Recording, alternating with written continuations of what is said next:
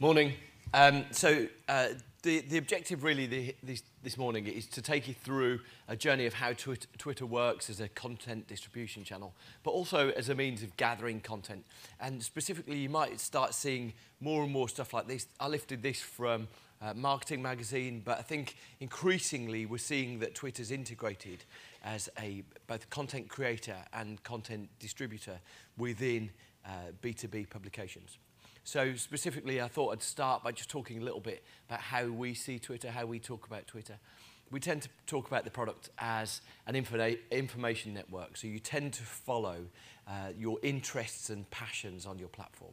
As a result of that, it's very effective at surfacing high-interest content. So that could be you're the President of the United States and you've just tweeted out that you've got 4 more years in your job. But also there's sort of a Darwinian sense that the best content reaches the top. So in fact, that's the most retweeted tweet of all time. But conversely, this was the most tweeted tweet when Lance Armstrong did his interview on Oprah. It says, Lance Armstrong should be applauded for being able to ride a bike so well on drugs. I tried it once, hit a dog and fell into a canal. And it's sort of Darwinian sense that just the best content rises to the top. So it doesn't necessarily have to be related to what's happening there. So to really emphasize it, we see Twitter as an interest network where a whole load of people use Twitter just for their jobs. They use it just to connect with the things they're interested in. As a result of that, you tend not to share baby photos there. You tend not to make plans for what you're doing at the weekend. And so consequently, it can be an incredibly effective B2B tool. So to give you our sort of encapsulation, we talk about Twitter being the shortest distance between you and what interests you most. And I think that's the way that I'd invite you to think about how Twitter can add something to your business. So take that phrase and elaborate it a touch more.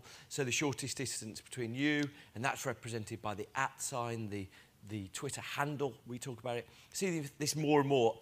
Our office is right next to Radio 1, and the hoardings outside Radio 1 are often bedecked with scroll like this, which is young girls have written their Twitter handle on the off chance that One Direction, jaunting in and out of Radio 1 towers, will tweet them as they do it. Just an interesting way. But we also see that in magazines, newspaper bylines, because of the brevity, the simplicity of 140 characters. In fact, journalists are finding that a lot of people want to contact them via Twitter. So facilitating that and making it easier, a bit like the marketing shot I showed earlier, is just a great way to facilitate that dialogue. And shortest distance between you and what interests you most, and what interests you most is represented largely by the hashtag. I saw a great description saying that Twitter's a chat room, and that's true. There's 400 million tweets every day, and hashtags are the channels. So that's probably the best description. It's a great way to hold a conversation together on something and hold that together. So the 2 themes I'm going to talk about today is how Twitter can help gather content and how Twitter can help distribute content. And I'll look at each of them in turn. Firstly, in terms of gathering content, there's a fantastic piece of work that London School of Economics published last week, which is called What Good Twitter? And you can find the whole report online. It's been widely covered. But it just gives you a real clear perspective, the value of Twitter from the news gathering perspective. This is one of the quotes from it. This is from an international correspondent at the BBC. They say, there's no question, if you're not on Facebook and Twitter, you're not getting the full story. An example of that is really that increasingly, sources of news and information can be widely distributed. So while this one actually is the intersection of old and new, this was an instance where an ITV correspondent found herself on the train from a visit up north. Very interesting train journey to Euston. Chancellor George Osborne just got on at Wimbledon with a standard ticket and sat in first. And she proceeded to live tweet the whole event as the worst Chancellor of our lifetime tried to bunk himself into upgrading himself. Multi-millionaire George Osborne tried to bunk his way into first class. So just a good instance. Let me give you another example of that. So this really sort of elaborates that. This is someone from the BBC who looked at this and said, social media allows me to get much closer to the story. By the time it appears on the wire, I will have already spotted it through social media. So this guy in that report takes time just talking about how now 80% of his time is divided by looking at stories on Twitter and 20% looking for the proof and the verification that The Wire provides. I thought I'd take a brief moment just to look at a specific news story here and take the helicopter crash which happened just a couple of months ago. So the helicopter crash, be aware, a helicopter crashed in Vauxhall. In fact, what we did, we dug around in amongst about 30,000 tweets to see how that story, the gathering of that story, was enhanced by social media. I think what you see, though, the way I'm going to play it out, is that not only was the first-party account provided by people with phones on the ground incredibly valuable, but largely the authority of trusted sources is paramount. So let me give you an example. This is the first tweet that we found. A guy called Aaron Rogers, he tweeted at 8:03, just witnessed a horrific crash, helicopter hit a crane and spiraled into the ground. Saw another tweet a couple of minutes later. This is by a guy called Quinn Murray, who gets a much better photograph. You see, this one's retweeted 2,000 times. So effectively, people either in the moment or afterwards saw that coverage and saw the amplification of that. But you see now trusted sources come in. So this is 10 minutes after it happened. It's not a fully verified report even at this stage, but you can see that BBC 5 Live tweeted that they'd heard of a helicopter crash. And then just one of the other first-party accounts, so this is now 12 minutes later. What was interesting about this story was that this is a pretty new user to Twitter. He tweeted out this image, I think it's his first ever tweet. And then he went into a meeting. When he came out of the meeting, his tweet had been retweeted 2,500 times and was on the front page of the Evening Standard. It's not a typical experience of how signing up to social media might work, but just a good illustration, really, that in that instance, he was overwhelmed with the amount of people contacting him, asking to use the photograph.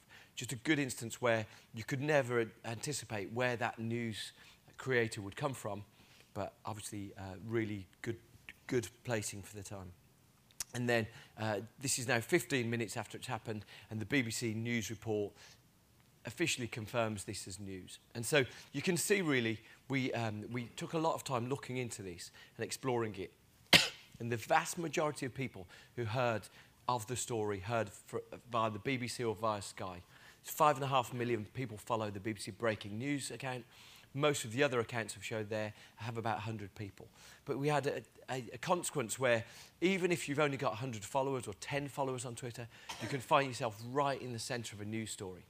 So that combination of gathering news and distributing news via old sources. This is from that report. It really just takes a survey of about 500 journalists and asks how important is Twitter for gathering news. And you can see only 8% of people say it isn't important. So largely it's becoming a bigger and bigger, because of its open and unfiltered nature, it's becoming a bigger and bigger source of first-party accounts. Right, but probably more important to you guys is distributing content. And what role can Twitter take in that, in the distribution of content? Well, firstly, Twitter has 10 million users in the UK, and so consequently we've seen a big growth, and the platform obviously has now reached critical mass. Just the one thing that the BBC report is that the social referrals to BBC content have gone up markedly in the last 2 years. So from 2010 to 2012, they saw a 5,000% increase in social referrals. That's specifically where platforms like Facebook or Twitter, also Google+, are driving content, are driving readership of different content. And you might have seen this report. This is an Ipsos report on Business Elite, and this says that more people in business elite, so that's ultimately the top 1% of the population, are getting their news broadcasts via Twitter than elsewhere. So that's an important point to assert. 40% of people on Twitter never tweet. So for most people, the default position of Twitter is it's a personalised news feed. It's your news in your pocket. 80% of our users use Twitter on their phone. So that's probably a really important thing. And as a result of that, more people are getting news from Twitter now than from Sky, the FT, The Economist. In fact, the only one that beats it in that report is the BBC, unsurprisingly.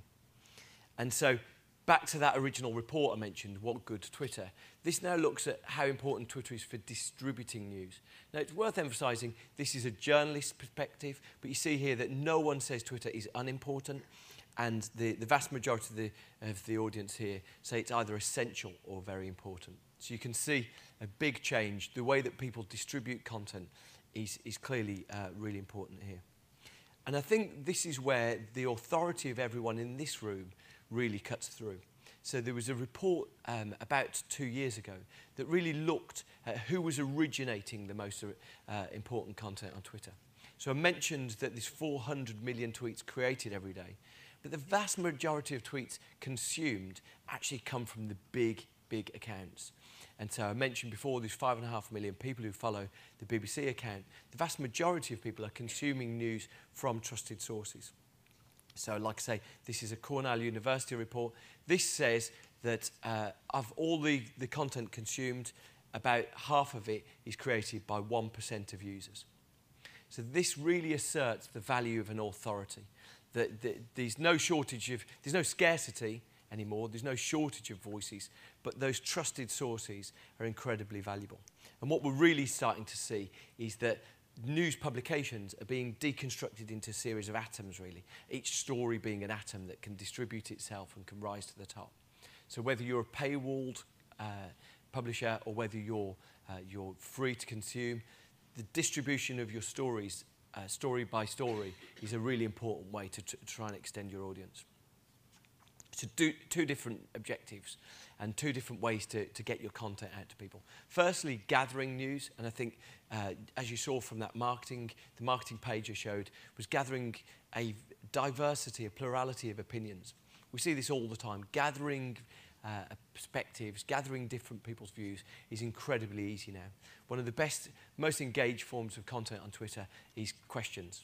People love responding to questions. And so it's a great way for you either commercially or editorially to gather perspectives of what people think. But then the distribution of content, I think, is the most valuable aspect here. How can you bring a wider audience to the things that you're doing? And reminding yourself that you're in that 1% of producers, you're in the 1% of people who are creating the content that accounts for half of all of the readership, is a really important reminder. Anything that's got 1,000, 2,000, 3,000 followers sits in that 1% group. And it's an incredibly powerful place to be. It means that your content is going to be more widely used. It's obviously a virtuous circle. The more people that you've got receiving news from you and content from you, the more people who will be following, who can then help you gather that and be a voice on the ground. So it's certainly, in our experience, it's definitely a virtuous circle there. Good. So I think increasingly we're seeing far more emphasis really on how Twitter can partner other media. We don't see ourselves really as a competitor, and the reason why most publications are starting to use Twitter more and more is they see it as a great way to distribute their content and reach a wider audience. We've really focused on this with television. Television has probably got itself slightly more advanced and has seen that TV audiences can grow when things trend on Twitter, when these big conversations on Twitter. But certainly we see that connection elsewhere. Probably the best way I could describe it is that my American partners use a metaphor that doesn't quite work in a Brummie accent the way that it does in a sort of a powerful Californian drawl. But they describe Twitter not as an island but as a bridge that connects other things. So we certainly don't see Twitter as a competitor to any other media, but more as a way for you to improve what you're already doing. Thank you very much. Are we going to take questions now? Yeah, if you want to have a seat, we've got some time, or stand up, whichever you'd like to do. We've got some time for some questions. Some fantastic anecdotes and great insights about how we can use Twitter. I'm assuming that a lot of people in this room are already using Twitter. Could you do a show of hands if you're currently using Twitter for your organisation? So I would say that's probably about, what, 70%, something like that? So, I mean, Twitter's a fantastic channel. It works, and we use it an awful lot. We did some research on social media recently which shows that it's the #1 channel in B2B marketing in terms of what B2B marketers are using in the UK, certainly. But a lot of people, there's a lot of a lot of activity going into it, and sometimes people's use of it isn't as sophisticated as it possibly could be. What's the best way to kind of get the most value out of Twitter as a B2B media organisation, or indeed media brand using it as a channel to reach out to its audiences? Yes, so the thing we see all the time is that probably these certain stages, these certain levels that you probably go through. And the first thing that any brand and any publisher and anyone should do is listen. So what you tend to find is it's an incredibly powerful focus group on almost any topic. So the ability to search what people are saying, maybe about a news story that you're reporting, or about a company you're reporting, or about something that's big in your industry. The first thing to do is to listen. What we tend to find as well is that the higher up the engagement with Twitter goes within an organisation, the more effectively they use the platform. So just on the B2C side, we find that O2 are incredible on Twitter, and it's principally because the chief exec of O2, a guy called Ronan Dunn, every night searches what people are saying about O2 on Twitter, and it informs what he instructs his PR team, his marketing team, his leadership team to do. So it's a big part of what they do. That's serious buy-in, isn't it? Who is there's the CTO at Cisco who's got something like 2 billion followers or something, hasn't she? She's got every other person in the world is following her. Yeah, and a lot of the tech firms, you know, the guy who runs Salesforce spends a lot of time on Twitter. A lot of the tech firms spend a lot of time using Twitter as a great way to allow people to connect with them and sort of understand, feedback how things are going to them. So definitely talk first before you start trying to sort of listen first before you start talking, yeah. and kind of pushing stuff out into the ether. I mean, if I was the critics of Twitter might say something like, you know, tweets only last for a certain amount of time. That the shelf life of the average tweet is not, you know, it doesn't last forever. Maybe it's a matter of hours, isn't it? Does that mean that it's about quantity rather than quality? I think when you look at the tone of voice and you look at the way that different organisations use Twitter, certainly anything that feels timely and fresh is appropriate. The things that probably feel tired are where, you know, maybe you've got a commercial partnership and so you keep repeating a tweet, and it tends to be exhausting for the consumer of it. So I think trying to find fresh ways to say something if it's a repeat, probably the best thing to do. But we notice that one of the things that anyone who does use the platform will notice is that different publications get very different profiles based on time of day. Okay. So just working out when the best time to broadcast your stuff is probably a good idea. So you need to be quite sophisticated and test it and see what works. Yeah, I mean, you know, it's sort of, it's basic level stuff, but it's just trying to understand when your audience is responding, really. Okay. If anyone has any questions out there, do raise your hand so I'm sure we can get a bit of interaction going here. Okay. Nothing. There's a gentleman over there who's got a question.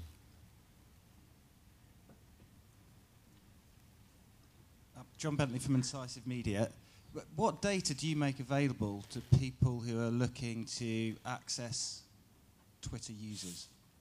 Yes, so most of the data is done by third-party sources. So Twitter itself is a really small organisation. So almost all data and analytics we outsource, and we effectively allow other people to do it. So there's no shortage of companies who provide those analytics. So we license our data to 2 companies, DataSift and GNIP, but there's loads of products like Topsy, or there's lots of other products which effectively use that data and turn it into products that you can use. So that's probably the best way to do it, to use something like Topsy Pro, which in its first version is free, but that allows you to understand far more. A lot of different organisations have created other things. So these Twitter tools for newsrooms, these Twitter tools to monitor sentiment. So we don't create any of that ourselves. I guess that's I think he's got a follow-up question. So when I see a promoted tweet in my feeds, what decisions have been made to let me see that tweet? Yeah, so all of our ads are sold on a cost per engagement basis. So you only pay if someone effectively touches that ad in some way. And so that ad will be targeted to you based on who you're following. So effectively, we sort of build a DNA profile of your interests. So that's all public signals. There's no cookies or anything. We just look at the accounts that you're following. So specifically, as I mentioned before, a whole load of people use Twitter for their jobs. So you might be following accounts in and around your sector. And so consequently, we'll use those signals, or advertisers will use those signals to target an ad at you. I guess we're going to see...